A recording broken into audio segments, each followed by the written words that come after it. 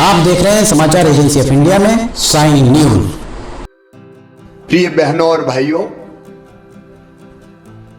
बेटे और बेटियों, मध्य प्रदेश में आज कई महीनों बाद कोविड के 30 नए प्रकरण मिले हैं। कल अपने पूरे देश में भी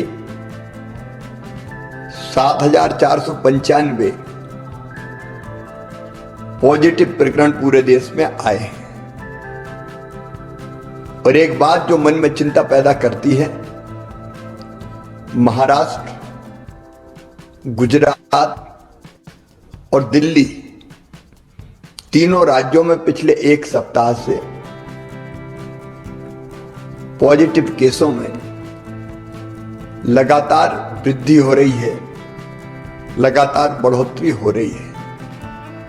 कल महाराष्ट्र में 1201, गुजरात में 91 और दिल्ली में 125 प्रकरण आए हैं। हम सब जानते हैं इन राज्यों से मध्य प्रदेश में आना जाना लगातार बना रहता है और पूर्व के अनुभव भी हमें ये बताते हैं कि पिछली बार भी महाराष्ट्र में पॉजिटिव केस बढ़ना शुरू हुए, गुजरात में बढ़े और उसके बाद मध्य प्रदेश में लगातार पहली हो या बाद में दूसरी लहर आई। और दूसरी लहर में जो कष्ट हमने भुगते हैं वो हम कभी भूल नहीं सकते। अगर पुरानी दोनों लहरों को भी देखा जाए, पहली हो या दूसरी हो, प्रारंभ इंदौर भोपाल से ही हुई और अभी इंदौर तथा भोपाल में प्रकरण बढ़ के लगभग साप्ताहिक प्रकरण नवंबर महीने की तुलना में दिसंबर में 3 गुने हो गए हैं। कोरोना ने अपना स्वरूप बदला है और नया स्वरूप ओमिक्रॉन के रूप में देश के 16 राज्यों में आ चुका है। इस संभावना से इनकार नहीं किया जा सकता कि मध्य प्रदेश में भी ओमिक्रॉन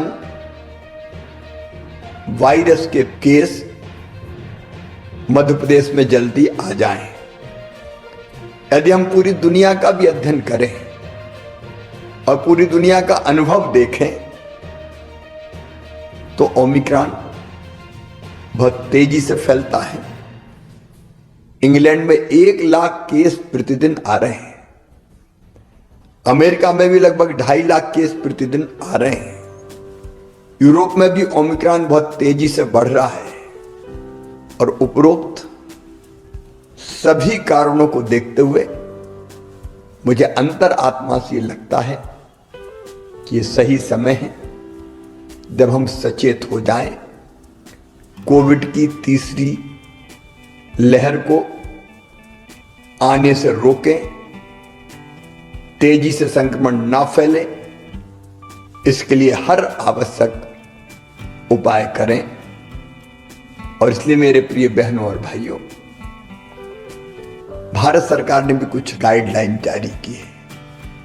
मेरी आपसे प्रार्थना है कि अब देर न करें, मास्क जरूर लगाएं, सोशल डिस्टेंसिंग बनाएं, अनावश्यक भीड़ में ना जाएं, अनावश्यक जमावड़ा ना हो। और अब तक अगर किसी ने वैक्सीन का डोज नहीं लिया, टीका नहीं लगवाया, तो टीका जरूर लगवाएं। पहला लगा लिया हो तो दूसरे में देर ना करें। अगर समय की अवधि पूरी हो गई हो तो तुरंत दूसरा टीका भी लगवाएं। इसके साथ ही हमने पहले ही तय कर दिया था कि स्कूल में जो हमारे बच्चे हैं वो 50% की संख्या में ही जाएंगे ताकि वहां सोशल डिस्टेंसिंग बनी रह सके।